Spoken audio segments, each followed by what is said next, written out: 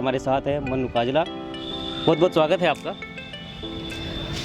मैं चाहूँगा कि एक बार थोड़ा सा दर्शकों को हमारे आप अपना इंट्रोडक्शन दें। मैं मनु काजला हरिद्वार से एमएससी की छात्रा हूँ, कन्या गुरुकुल फर्स्ट ईयर अभी कर रही हूँ और समाज सेवा से जुड़ी हुई हूँ। एज अ एक ड्रीम लेकर चली हूँ जो कंप्लीट करना चाहती हूँ एक समाज में सुधार करके। किस तरह से आप चाह रहे हैं कि समाज को सुधारा जा सकता है, आपका क्या? जैसे कि अभी मैं भिक्षावृत्ति के लिए काम कर रही हूँ, भिक्षावृत्ति को ख़त्म करने के लिए। तो अभी तो मैं सिर्फ एक ही एरिया में हूँ जहाँ पे मैं काम कर पा रही हूँ। तो जो बच्चे मुझे यहाँ पे भीख मांगते हुए मिलते हैं उनको मैं कोशिश करती हूँ कि उन्हें शिक्षा से जोड़ती हूँ और उनके पेरेंट्स को भी मतलब समझाती हूँ कि आप ऐसे करें। उनको कुछ ना कुछ लेबर वगैरह काम प्रोवाइड भी कराते हैं। लाइक वो लोग चेन वगैरह लगा लेते हैं तो उनको इसी से रिलेटेड दे दिया। जूते पॉलिश वगैरह भी करते हैं और उनके बच्चों को शिक्षा दिलाने के लिए मैं उनके स्कूल में एडमिशन भी कराती हूँ। साथ में उनकी खुद भी क्लासेस लेती हूँ वीकली और स्कूल में उनका जो भी खर्च आता है वो मैं खुद उठाती हूँ। अच्छा, आपके जो पेरेंट्स हैं, घर वाले हैं, वो आपको भेज देते हैं समाज में? सबसे ज़्यादा सपोर्ट मुझे अपनी फैमिली का ही है। जब उन्होंने भेजा तभी मैं यहाँ पर आ पाई हूँ और मेरी मम्मा हमेशा मेरे साथ रहती हैं।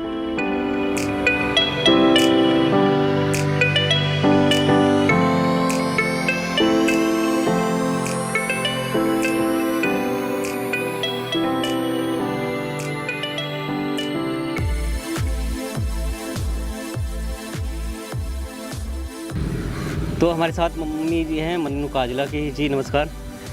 आप बताइए थोड़ा सा मन्नू के बारे में।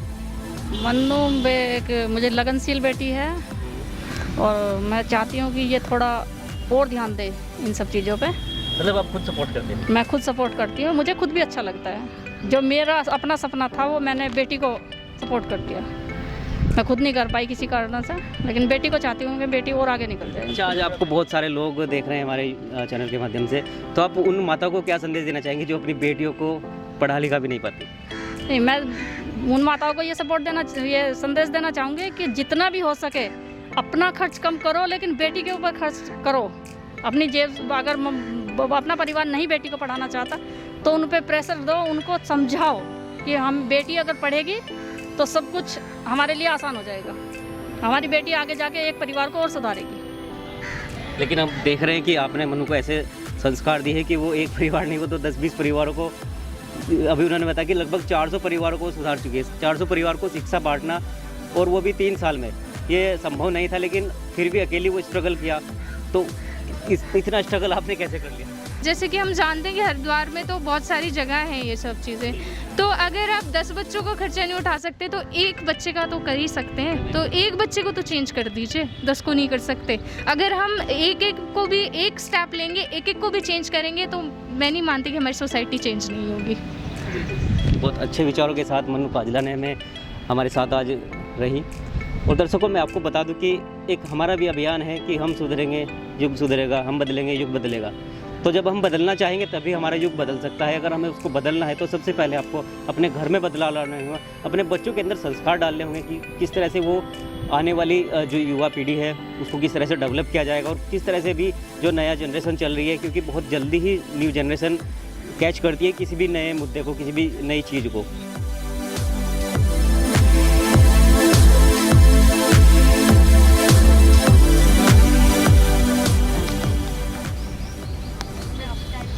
तो दर्शकों, ये कुछ नन्हे मुन्ने बच्चों से हम आपको मिलवाने वाले हैं। नाम है, क्या नाम है? पवन। पवन। आपका? भूमि। भूमि। पवन कितने साल के हो? 8वीं में चल रहा हूँ। 8वीं में चल रहे हो? पता है आपको? किसने बताया? माँ ने बताया। और ये आपकी बहन है? हाँ। भूमि, आप कितने साल की हो? 6 साल की। ये किसने बताया? मम्मी ने। मम्मी ने बताया। कहाँ पढ़ते हो आप? जटवाला पुल पे एक स्कूल है इसमें। अच्छा, कौन पढ़ाता है? सर जी हमारे। सर जी हमारे पढ़ाते हैं आपको। मनु मैम को जानते हो? मनु दीदी जी। क्या पढ़ाती हो? इंग्लिश, मैथ, हिंदी पढ़ाती हैं। हिंदी। मेरा नाम काजल कुमारी है। कौन सी क्लास में? 7th में हो। तो दीदी से कब मिले थे आप? मनु दीदी से अगस्त में मिले थे। दीदी बहुत अच्छी हैं, हमारी हर तरह से हेल्प करती हैं, राशन वगैरह की, पढ़ने की, किताबों की, ये सब चीज़ों की वगैरह की हेल्प करती हैं। आपकी मम्मी आपके पापा जाने देते हैं आपको स्कूल? हाँ।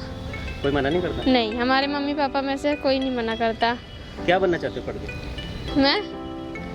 मैं बनूंगी डॉक्टर। आप डॉक्टर क्यों डॉक्टर बनोगे? मुझे अच्छा लगता है क्योंकि जो लोग हैं उनकी दुआएं काफ़ी है। मैं अपना एक हॉस्पिटल खोलूँगी, पैसा नहीं लूँगी किसी से। फ्री में? हाँ। अच्छा, तो अम्मी आप दीदी के साथ रह के दीदी के जैसे बनना चाहोगे? हाँ। समाज सेवा करोगे आप? यस। एक बहुत अच्छा टैलेंट हम आपको दिखाने जा रहे हैं हरिद्वार के ज्वालापुर से, जिन्होंने लिखने में जिनका बहुत ज़्यादा इंटरेस्ट है।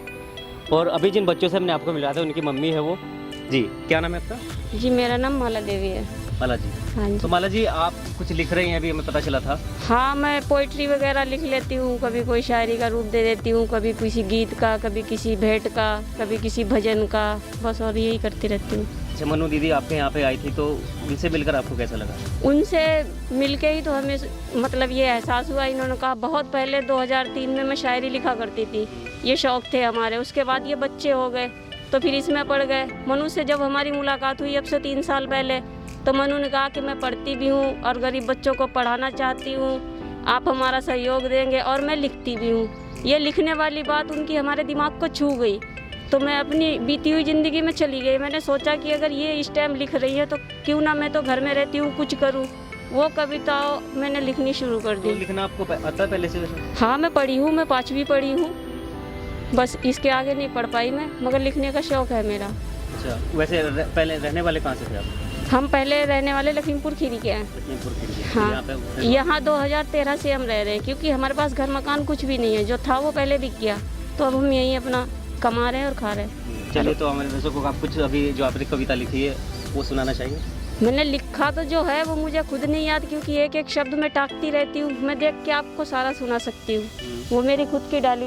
वो बात नहीं है, बात जैसे ये है, मैं हूँ कौन मुझे जान लीजिए, कीमत मेरी पहचान लीजिए। कमल खिलता है सदा कीचड़ में, मैं हूँ गुम मायूसी की भीड़ में। जौहरी जानता है कीमत हीरे की, मैं हूँ वही मोती मुझे पहचान लीजिए। प्रार्थना है मेरी मुझे एक मौका तो दीजिए, हुनर अपना दिखाने का। दिल में है जज्बात जमाने को दिखाने को, तमन्ना है मेरी कुछ कर दिखाने की। मन में ठान लिया मैंने तूफान में शम्मा जलाने की। सारे जीवन नहीं उतरने का, मन्नू के तो हम जियाए बैठे यहाँ। ऐसा क्यों, क्या है? ऐसा क्यों कि लॉकडाउन लगा, मन्नू ने भूखा नहीं मरने दिया। दुख में सुख में सब चीज में साथी है मन्नू, हमारे लिए तो मन्नू सब कुछ है। तो आप ही का उसको आशीर्वाद लगता है शायद? बस हमारा आशीर्वाद चाहिए मन्नू को, और हमारा मन्नू हमारा पेट भरती है। और हमें क्या चाहिए? हमें 2 वक्त की रोटी मिलती है, राम सलाम मिलता है, बस अपने यही बहुत कुछ है।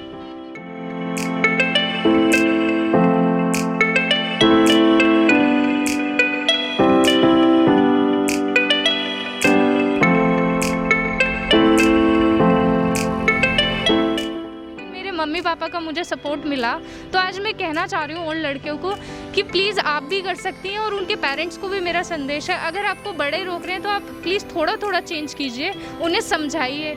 आज मैं इस मुकाम पे हूँ। इवन अब जब लड़की 21 साल की हो जाती है तो उसकी शादी की भी बात आ जाती है, तो ये मेरे साथ भी आया है।